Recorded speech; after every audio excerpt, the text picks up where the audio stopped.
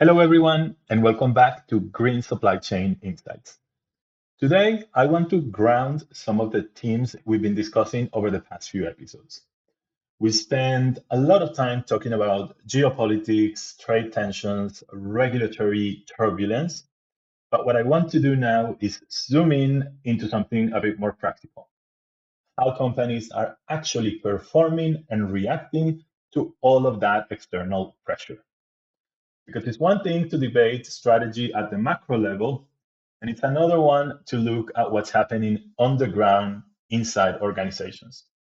So for today's episode, I'm leaning on some third-party insight. We've been reviewing recent data and studies to understand what this looks like in practice, and one particular report stood out. LRQA recently published its Climate Performance and Responsible Sourcing Risk Outlook 2026. And it offers a valuable snapshot of where companies truly stand. This is a global survey of 837 organizations across sectors and regions, looking at how companies are managing climate risks, supplier oversight, and regulatory pressure in the real world. For those who are not familiar with LRQA, they are a long-standing assurance and risk management company working with over 60,000 organizations globally. They see what's happening on the ground through audits, certifications, advisory, and verification. So this report is far from theoretical or hypothetical. It is evidence from the front lines of risk. As the headline, the report shows that we've moved beyond awareness, and now the real test is credibility. So let's dive in. The survey explored five main areas: climate performance and maturity. This is not just targets, it is measurement, disclosure, and assurance. Responsible sourcing, supplier assessments, verification, and engagement. Integration between climate and sourcing functions. Exposure to physical climate risks, and regulatory readiness. The respondents include a strong share of mid-sized companies. 58% of them are under 500 employees. This is important because these companies are embedded in global supply chains. We often talk about large corporate brands who face more publicized exposure or pressure, but mid-sized companies are the corporate's value chains, and they are suffering increasing regulatory exposure, often without the same internal infrastructure as multinationals. The core conclusion of the report is that the biggest risk in 2026 is not a lack of ambition, it is the gap between ambition and proof. This aligns with my long-held message that targets alone do not suffice. We've been too focused on setting and resetting targets without, for the most part, actively measuring progress towards them. When it comes to climate, according to the report, only 9% of organizations have no carbon target. That's a good sign. But only 22% have externally validated targets, such as through SBTi. 52% are just internally defined targets, and the rest are in a transitional or ambiguous position. That's a credibility gap right there. Targets exist, but validation does not. Regulations like CSRD were designed to tighten disclosure requirements, challenging internally defined targets without independent validation and turning them into legal exposure. Now, let's move on to emissions. In particular, Scope 3 emissions. Only 25% of organizations measure Scope 3 emissions. Scope 3 is where most emissions sit in capital-intensive and hard-to-abate industries.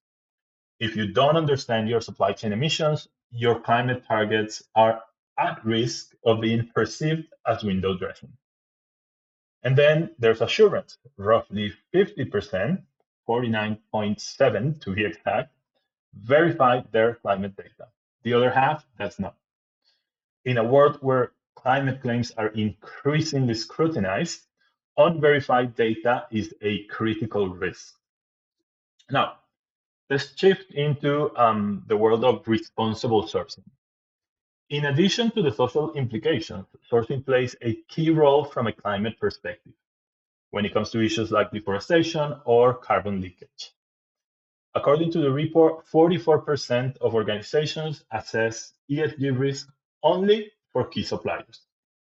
As the chief product officer at LRQA puts it in this very report, that's the right starting point, but it's not the finish line.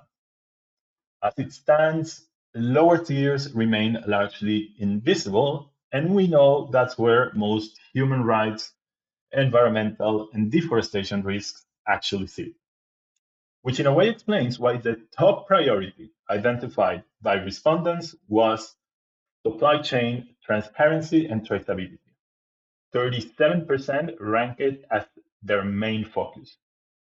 Companies are realizing that without traceability, you can't manage labor risk, you can't manage emissions, and you can't prepare for disruptions. Yet, verification tools remain largely traditional. Only 14% of them use digital risk mapping tools. This is a scalability problem. And this whole story is important not just because of the commercial risks, pressures from customers and investors, or because of the compliance risk, the pressure from the regulators. Either one of those two factors should be enough to trigger organizations into action. But even if you choose to ignore those, arguing that there's not market incentives, that there's not enough market incentives yet, or that there's a lot of uncertainty around regulation, those are truly very much valid arguments in 2026. But there's yet a third factor that is rapidly increasing in impact and cannot be overturned or slowed down. 61% of organizations report that their supply chain is at risk from at least one climate-related event. Flooding, storms, heat waves, drought. 81% of them are concerned about worker safety in a warming world. And this is no longer scenario planning. This is not preparing for the worst. This is an operational reality that has make or break implications to your business.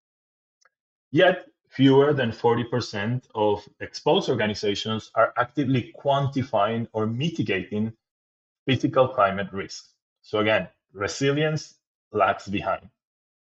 So what does this mean for global supply chains? What's the takeaway here? Well, my take is that we're entering a new phase.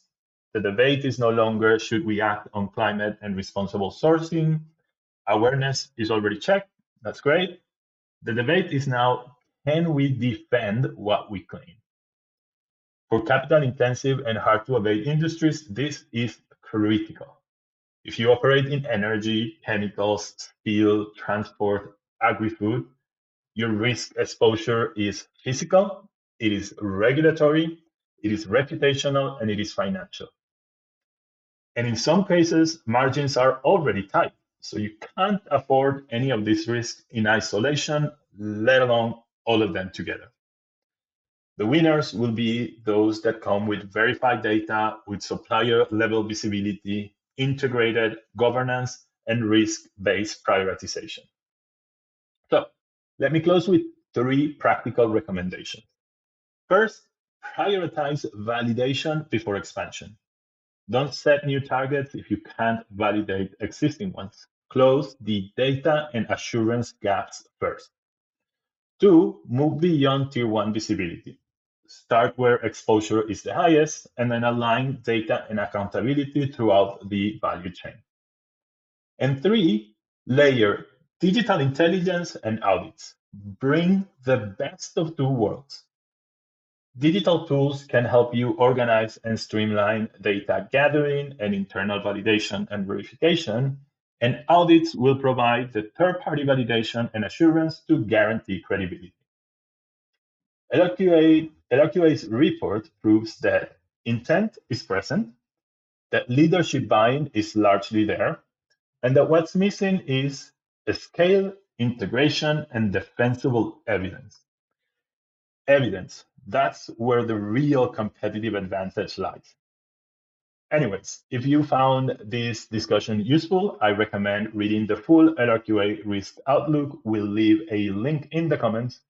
And as always, remember you can find Green Supply Chain Insights episodes on LinkedIn, YouTube, and Spotify. Thank you for listening, and see you next time.